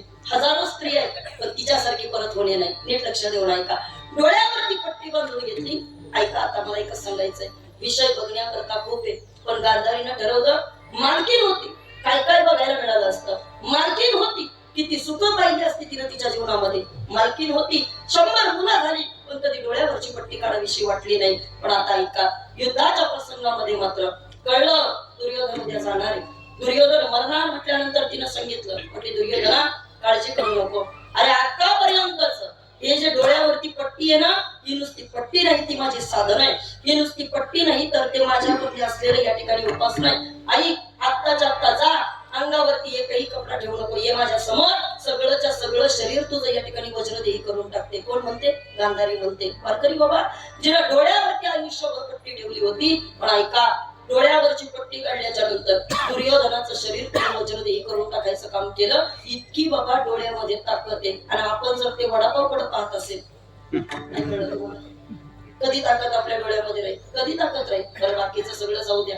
ऐका, देवाकडे जात असताना आपला जो देवाला पाहण्याचा भाव आहे तो स्वार्थी आहे आणि संतांचा देवाकडे जाऊन देवाला पाहण्याचा जो भाव आहे ना, तो मात्र या ठिकाणी निस्वार्थ आहे. ताई कसा आहे हो त्यांचा निस्वार्थ भाव? महाराजांनी सांगितलं देवा आयुष्यभर तुला सोडून दुसरं काही पाहिलं नाही, तुला सोडून कशाचं चिंतन केलं नाही आणि त्याचा परिणाम वारकरी बाबा तुकोबा यांनी सांगितलं त्या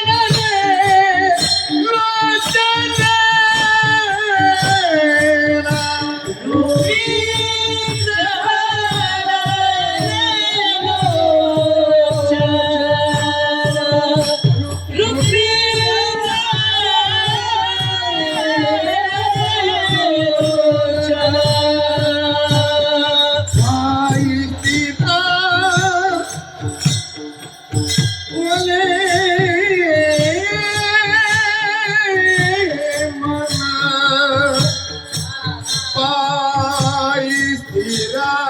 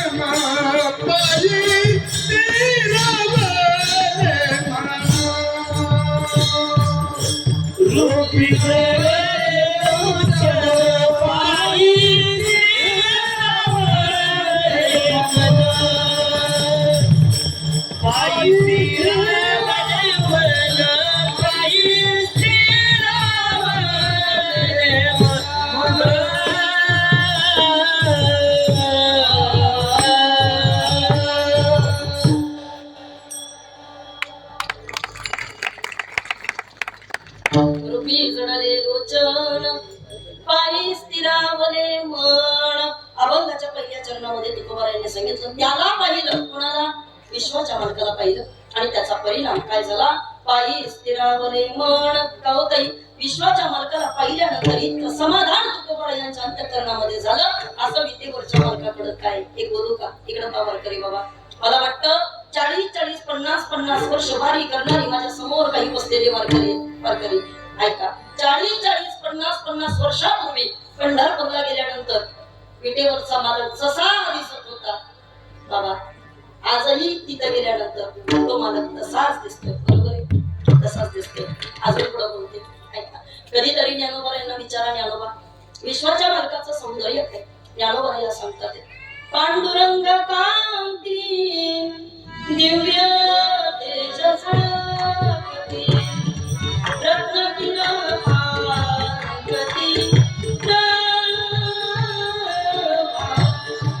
मगणिता तेज पुंजाळले नवरनवी देवाची शोभा.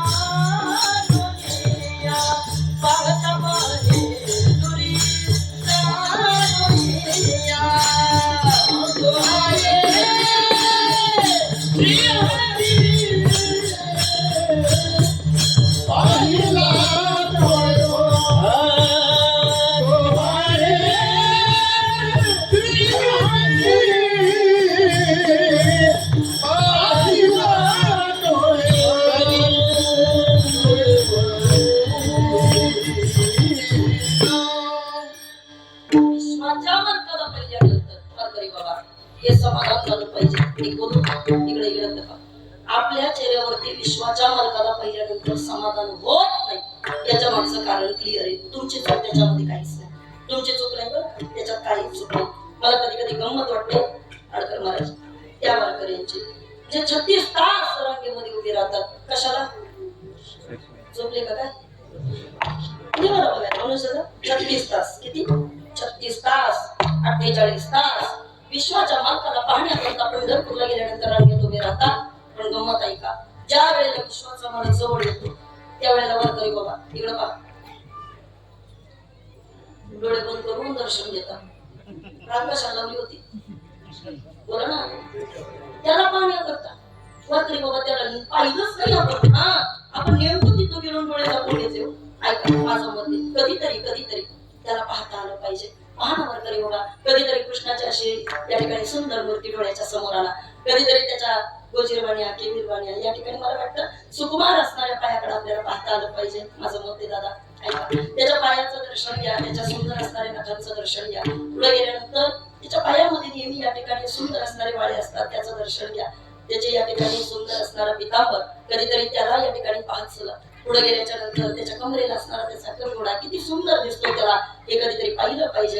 त्याच्या अंगावरती असणारे सगळे अलंकार, त्याच्या स्वरूपाकडे पाहत असताना त्याच्या हातामध्ये असणारी ती वासरी, त्या वासरीवरती असणारी सुंदर केलेली नक्षी कधीतरी पाहता आली पाहिजे. गवळणी तेच पाहिजे, बरोबर तुमच्याशी त्यांनी ते पाहिलं आणि म्हणून त्यांना कृष्ण कसा दिसत होता. कस्तुरी तिलकम ललाटपटले वक्षस्थले कौस्तुभम नासाग्रे वरमौक्तिकं करतले वेणुकरे कणकणं सर्वांगे हरिचंदनं सुललितं कंठे च मुक्तावली गोपस्त्री परिवेष्टितो विजयते गोपाल चूडामणी. विश्वाचा मालक वारकरी बाबा, त्यांना तो इतका सुंदर दिसत होता. मग आम्हाला तरी तो सुंदर दिसत नाही का? मला माहित नाही वारकरी बाबा, पण तुकोबा यांना सुंदर दिसला. महाराज सांगतात ते सुंदर ते ध्यान उभे विठेवरी, सुंदर ते ध्यान उभे विठेवरी, सुंदर ते ध्यान उभे विठेवरी, सुंदर ते ध्यान उभे विठेवरी.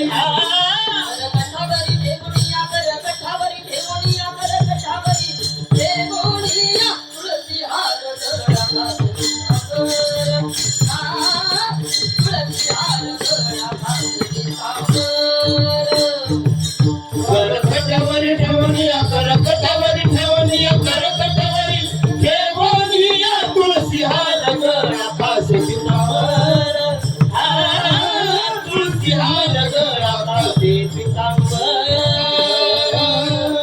करते ध्यान उभे विठेवरी,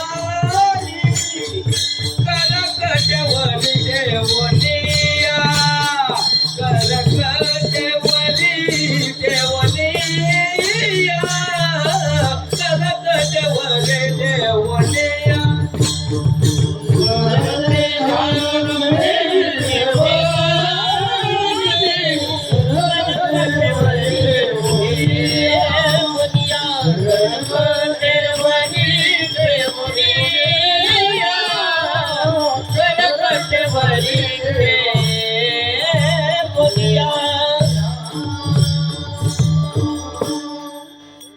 वारकरी बाबा कधीतरी कानोपात्राला विचारलं पाहिजे ना. माझं एक मत इकडे माझ्याकडे वारकरी बाबा, त्याला पाहिल्यानंतर आपल्याला समाधान झालंच पाहिजे. कानोपात्रानं किती समाधान व्हावं. विश्वाच्या मालकाला पाहिलं, ज्ञानोबाचे शब्द कानावरती तिला आठवले आणि मग तिला ठरवलं चला विटेवरचा मालक जर इतका सुंदर आहे तर आपल्या सौंदर्याला काय करायचं.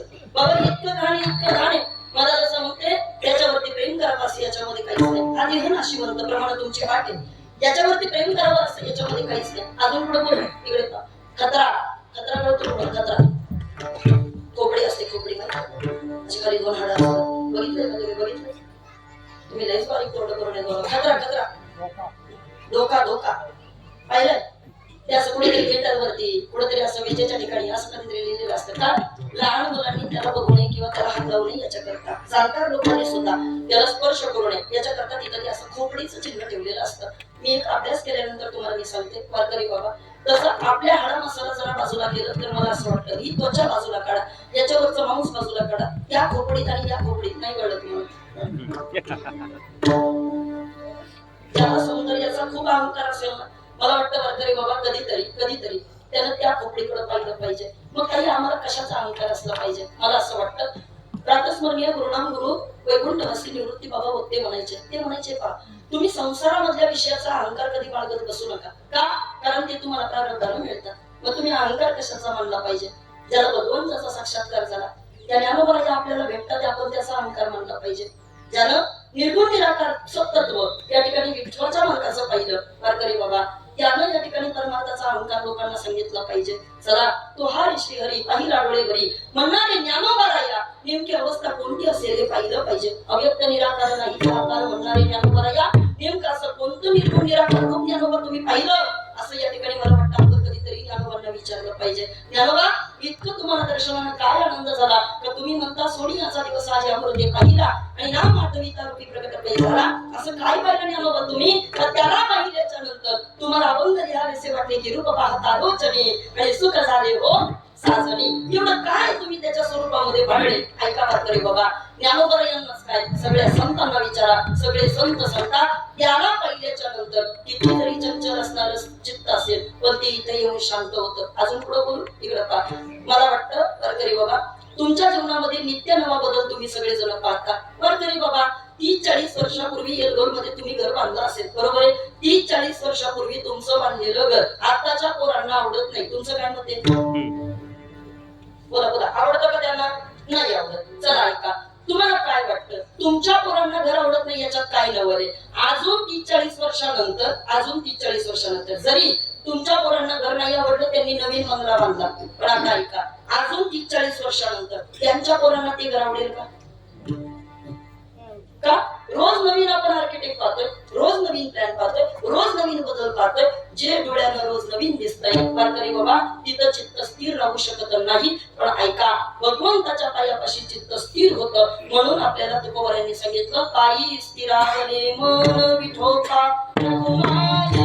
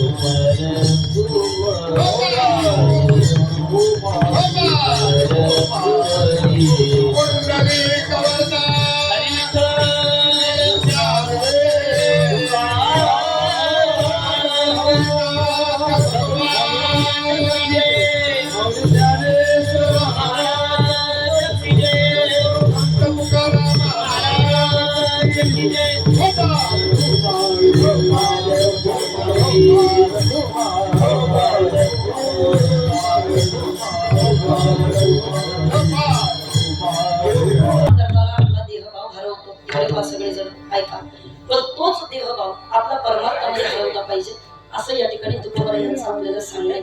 ऐका, आता मला वाटतं दोन प्रकारचे लोक आपल्या प्रत्येकाला माहिती आहेत. एक काही माणसं आहेत की जी रोजंदारीनं काम करून घेतात, नाही बरोबर, रोजंदारीनं. आणि दुसरा एक वर्ग असतो जो काय करतो, उक्त, काय म्हणतात तुमच्याकडे त्याला? उधड काय, उधड उक्त काहीतरी म्हणत असतील त्याला. प्रत्येकाची भाषा फरक असते. काय म्हणतात तुमच्याकडे? उक्त, उधड. तुम्ही कुठे राहतो? इंदोरी मारू, तिकडे उधड आहे. ते लक्षात ठेवले बरं का, इकडे उधड पण म्हटलं जातं म्हणून. ऐका, आपल्याकडे उक्त म्हणतात, बरोबर ना? दोन्ही भाषा घेऊया आणि 5 मिनिटांमध्ये संपूया. 1.5 सगळेजण ऐका. वारकरी बाबा, माझं एक तुम्हाला सर्वांना विचारायचंय. मला नाही कधी शेतात काम नाही केलं, हे तुम्हाला सगळ्यांना माहिती आहे, नाही? तुम्हाला ना शायनिंग मारण्यातच दिवस गेले तुझे. ऐका, आणि विश्वाच्या मालकानं तेवढं मला या ठिकाणी चांगली सोय दिली. चांगले बाबा, आपल्या गाडीत फिरायचं, लोकांना 2 तास चिंतन सांगायचं, हे आपलं बरं आहे. इकडं माझ्याकडे पा सगळे. ऐका, रोजंदाराने काम करणारा एक वर्ग आहे, बरोबर, आणि खूप अंगावर घेऊन काम करणारा एक वर्ग आहे. मला महिला वर्ग तुम्ही बोलू नका, फक्त पुरुषांकडनं या ठिकाणी उत्तर अपेक्षित आहे. अजिबात तुम्ही बोलू नका, तुम्हाला नंतर बोलायला देणार आहे. पुरुष वर्ग सगळ्यांनी खरं उत्तर द्या आणि मला सांगा, रोजंदारीनं काम पटकन होतात का उत्तर दिल्यावर काम पटकन होतं? नक्की नक्की. ऐका, मला पण आता तुम्हाला तेच सांगायचंय, रोजंदारीनं दिलं, रोजंदारीनं काम दिलं का बाबा त्यांना तहानच लागते, बरोबर आहे? 5-5 मिनिटाला पाणीच प्यायला पडतात, बरोबर? मग कधी कधी 12 वाजतात तरी त्यांचं कामच आटपत नाही. पण उपतो दिल्यानंतर ते काम कमीत कमी 8-9 वाजता उरकलेलं असतं. म्हणजे 8-9 वाजता उरकलेलं असतं. शेताचा मालक असतो, मालक तो त्या रोजंदारीवाल्या बायांना म्हणत असतो, ए बायांनो, अगं हात उचला, आज उरकला पाहिजे. कोण म्हणतो? मालक म्हणतो, बरोबर आहे? मालक काय म्हणतो? रोजंदारीवरती हात उचला, आज उरकलं पाहिजे. पण ऐका, त्याची एक मुकादमीन असते, मुकादमीन. ती म्हणते, मालक तुम्ही किती काही बोला पण हे आज उरकत नसते, याच्याकरता तुम्हाला अजून एक दिवस द्यावाच लागणार आहे. ऐका, माझं मते उक्त काम दिल्यानंतर बाबा ती इतकं काम करण्यामध्ये मग्न असते, कारण तिला ते संपवायचंय. देह भाव हरपला त्यावेळेला तिची अवस्था ती असते, लक्षात राहू द्या. पण रोजंदारीमध्ये काम केल्यानंतर तिची अवस्था त्या कामावरती नसते. पण ऐका, माझं मत आहे बाबा, कधीतरी परमार्थ सुद्धा उक्ता घेता आला पाहिजे. काय मत आहे तुमचं? बरोबर, उक्ता घेता आला पाहिजे कधीतरी. अरे बाबा, स्वार्थासाठी तर कुणी जात हो, पण निस्वार्थपणे कधीतरी एखादी सेवा करता आली पाहिजे. अजून पुढे बोलू का? वास्तविक आता मनोज दादा, आमच्या सत्याचा हँडल तुम्ही बघितला असेल ना, सगळं हँडल पाहिला तुम्हाला. कुस्त्या हा विषय मला वाटतं तुमच्या आवडीचा आहे. माझ्या मिस्टरांचे मित्र आहेत तुम्ही जवळचे, म्हणून मला आठवलं म्हणून सांगते. तसं पाहिलं तर बाबा 2 प्रकारच्या कुस्त्या असतात. एक रेवड्यावरची कुस्ती आणि दुसरी बिनजोडाची. काय म्हणतात? लिलावी, काय निलाम काय म्हणतात, तशी कुस्ती असते, बरोबर? बिनजोडाची. रात्री बाबा पहिली रेवड्यावरती एक कुस्ती होती. ज्या कुस्त्यांना गर्दी नसते, कुणी त्यांच्याकडे बघत नाही, काहीच नाही, ते ताशा वाजवणारे का ढोल वाजवणारे ते सुद्धा रात्री बाबा इतकं मन लावून वाजवत नाही. कुठं? रेवड्याच्या कुस्तीमध्ये, बरोबर? बोलतच नाही बाबा तुम्ही. अहो येरगोलचं गाव म्हणजे कुस्त्यांना एकदम स्पेशल आणि फेमस असलेलं गाव आहे. अरे बाबा, त्या रेवड्यावरच्या कुस्त्यांना कुणीच बघत नाही, कुणीच बघत नाही. का? तिकडे पहिलवान खेळला, काय पडला, काय गेला, काय कुणाला काही गेलं देणं नसतं. पण ऐका ना, नंतर काही मल्ल उतरतात, अशा अंगाला मस्त पैकी असे माती लावून तेल बिल लावून आलेले असतात. पण त्या कुस्त्या पाहण्याकरता लोकांची गर्दी भरपूर असते, बरोबर? गर्दी भरपूर असते. वारकरी बाबा, मला तुम्हाला फक्त एकच सांगायचंय, मला लिलावी कुस्ती कधी आवडली नाही. मला एकच कुस्ती आवडली. कोणती? आधीची रेवड्यावरची कुस्ती. का बरं ताई असं का बोलता तुम्ही? सांगते ना तुम्हाला, ऐका. आयुष्यामध्ये बाबा लिलावी कुस्ती करत असताना, म्हणजे माझं मते मला माहित नाही, तुम्हाला जिंकावं लागतं तर तुम्हाला काहीतरी मिळतं, बरोबर आहे का? जिंकावं लागतं तर तुम्हाला काहीतरी मिळतं. रेवड्याच्या कुस्तीमधली मजाच वेगळी. हारलं तरी रेवडे आणि जिंकलं तरी. आणि मी नेहमी सांगत असते, आवा मला लिलावी कुस्ती कधी करायची नाही. आयुष्यभर मला या संप्रदायामध्ये ना रेवड्यावरच पैल बनवायला आवडणार. ज्ञानेश्वर माऊली, ज्ञानेश्वर माऊली, ज्ञानेश्वर माऊली,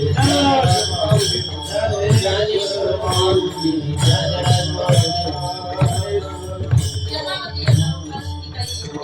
सोडवण्याचा प्रयत्न मी केला. उरलेली सेवा या ठिकाणी कधी ना कधीतरी आपण पुन्हा पाहूया. पण आजच्या या दिवसाकरता तुम्ही सर्व लांबून पाहुणे मंडळी आले, तुमचा मान आहे. आज या ठिकाणी तुमचा सन्मान झाला पाहिजे. तुम्ही सर्वजण इथं आलात त्याबद्दल या ठिकाणी मनपूर्वक तुमचे आभार व्यक्त करते.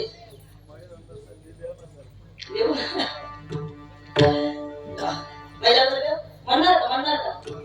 बोला ना, म्हणणार का? लयच बारीक तोंड करून येते, नेहमीच म्हणायला लावते ना मी त्यांना. महिला वर्ग ताट बसा. बाबांनी तुम्हाला सांगितले, चला ताट बसा. सगळ्यांनी माझ्या मागं बरं का? बोला. निवृत्ती राया सोपान देवा,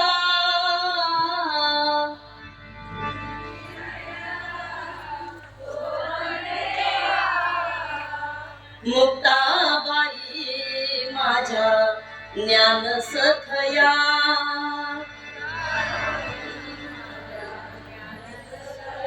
आता शब्द कळाले ना तुम्हाला? शब्द कळाले का? शब्द कळाले. आता ताड बसायचं आणि सालीवरती म्हणायचं सर्वांनी. चला. निवृत्ती राया सोपान देवा, मुक्ताबाई माझ्या ज्ञान सखया. म्हणा सोपान देवा,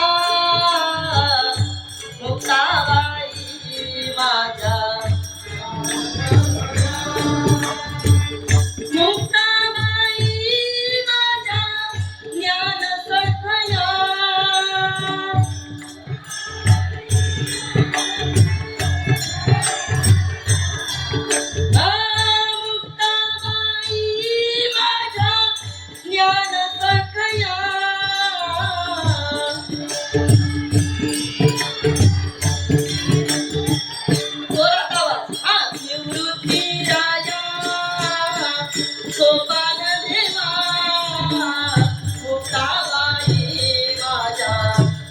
हसत या बोला बोला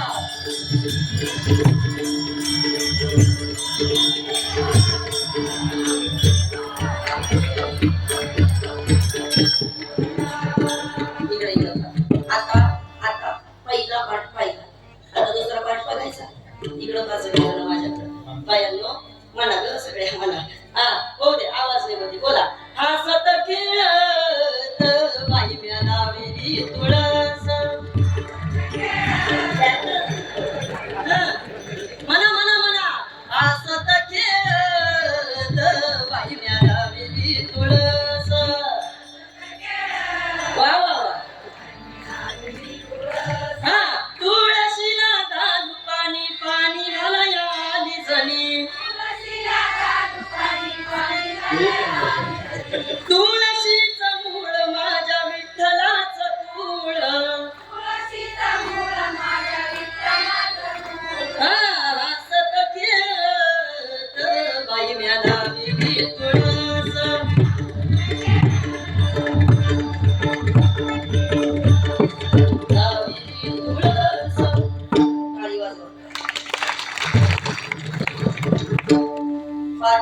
लक्षात राहू द्या फक्त हा म्हणजे त्यांना ती जास्त आवडतं एवढंच फक्त मला सांगायचं झालेली सेवा तुम्हाला सर्व संत सज्जन मायबापांच्या चरणी समर्पित ओघामध्ये एखादा शब्द जास्त गेला असेल तो बुद्धीचा दोष इतके गायक एकेकाचं नाव घेतलं तर ही लोक मला खाली बसून म्हणतील ताई तुझं हे काय चाललंय म्हणजे लक्षात आलं तुमच्या म्हणजे तुम्ही सगळे माझे मानकरी आहात आणि खरं सांगायचं तर आबा आज एवढी लोक मला कीर्तनाला येतील असं मला कधीच वाटलं नव्हतं पण आज येलगोर गावामध्ये तुम्ही सर्वजण या ठिकाणी उपस्थित राहिला त्याबद्दल मी माझ्या ग्रामस्थांच्या वतीनं माझ्या वारकरी संप्रदायाच्या वतीनं तुम्हा सर्व तरी पाहुण्यांचे या ठिकाणी आभार व्यक्त करते कारण हा तुमच्या मनाचा मोठेपणा आहे डोंगराच्या कुशीमध्ये बसलेलं ताईचं तुमच्या हे छोटंसं गाव पण आबांनी मगाशी फोन केला मी नाही केला पण तुम्ही समोरून फोन केला बा त्याबद्दल या ठिकाणी मी मनपूर्वक तुमचे आभार व्यक्त करते आपल्या श्रीमंतीच्या लोकांकडे असते ना मला वाटतं तो खरा श्रीमंत असतो आणि ही सगळी मनाची श्रीमंती ठेवणारी माणसं त्याची इथं लांबून लांबून उपस्थित आली आज पांडुरंग महाराज असतील आमचे भानुदास दादा असतील त्यानंतर आमच्या ठिकाणी आमची सगळी बाळासाहेब असतील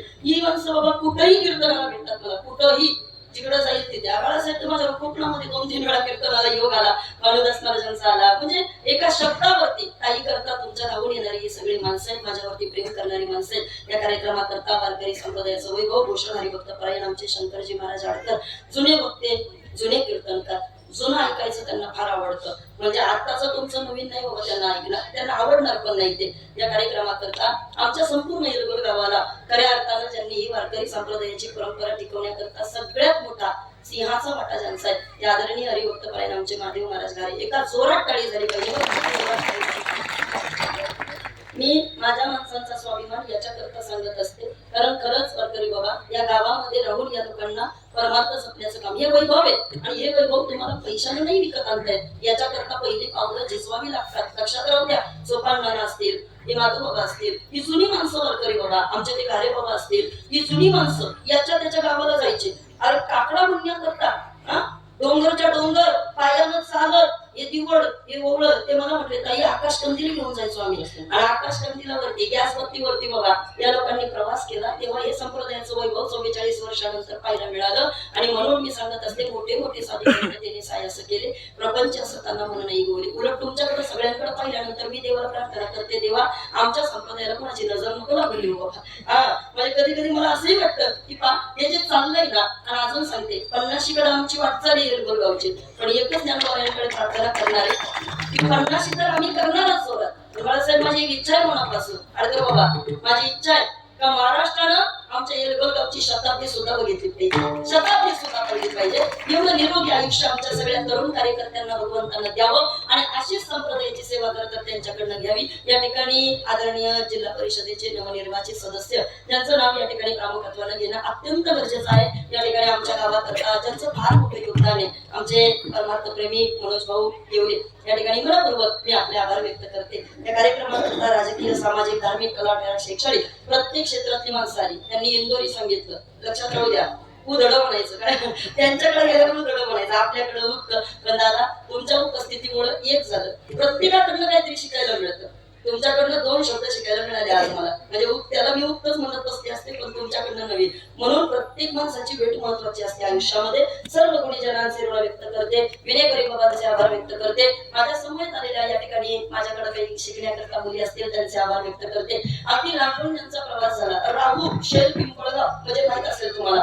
त्या राहूवरनं दादा आज आलेल्या या ठिकाणी माझ्या जवळची मैत्रीण, जवळची स्त्री म्हणून मी ज्यांच्याकडे पाहते, आदरणीय आमच्या असणाऱ्या रोहिणीताई चांदेल आणि त्यांचीच असणारी ही नाते, ही सोनू मध्ये 2 नंबरला जी उभी आहे ना ती. तर एवढ्या लांबून तिचं आज आपल्या गावात येणं झालं. कोण कुणा करता येतं बाबा, काय कुणाला ज्याचा त्याला नाही धंदा. आज आमचे जगताप साहेब सोसायटीचे ते लांबून आले आणि या सगळ्या विद्यार्थिनी तुम्ही त्यांच्याकडे असं पाहताय. पण मी खरं सांगू का, या 8 महिन्यामध्ये या सगळ्याच्या सगळ्या पोरी वारकरी बाबा प्रवचन करायला शिकलेले आहेत आणि त्याला साक्षीदार वैष्णवीचा म्हणजे सगळ्या मुली प्रवचन करतात. आणि त्यापेक्षा पुढे ऐका, सासू सुना कविता गाणी गप्पा असं कुठलंच प्रवचन माझी एकही मुलगी संप्रदायात कधी करणार नाही. केलं तर ते वारकरी चिंतनच करेल. मी बाबा नाही त्या दिवशी बोलली, जे काही बोलायचं ना अर्धा तास बोलायचं, 15 मिनिटं बोलू, पण संप्रदायाला सोडून कुठेही आमचं कीर्तन चिंतन तुम्हाला दिसणार नाही.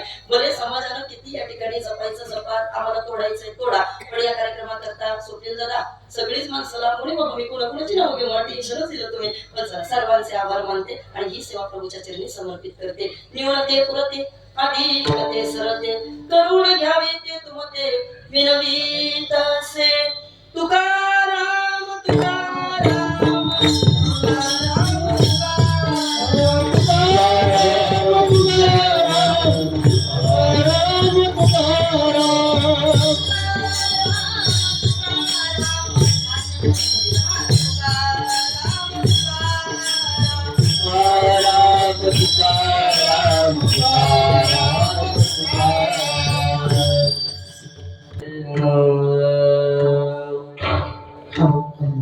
तुका म्हणे नव्हे परती,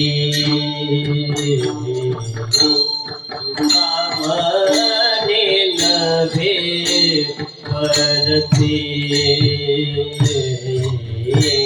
तुका म्हणे नव्हे परती. तुका म्हणे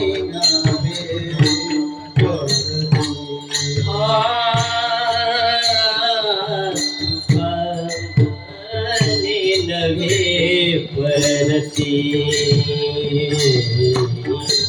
तुका म्हणे नव्हे परती,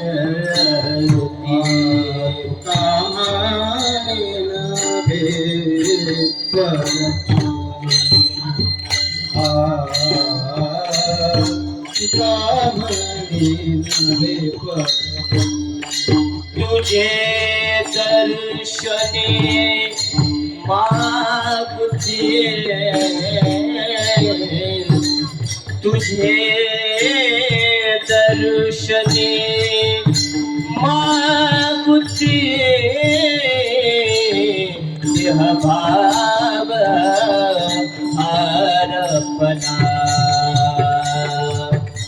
देह भाव अर्पणा. तुझे दर्शन मागुते, तुझे दर्शन मागुते, जय भाव जय भाव तुझ पाहता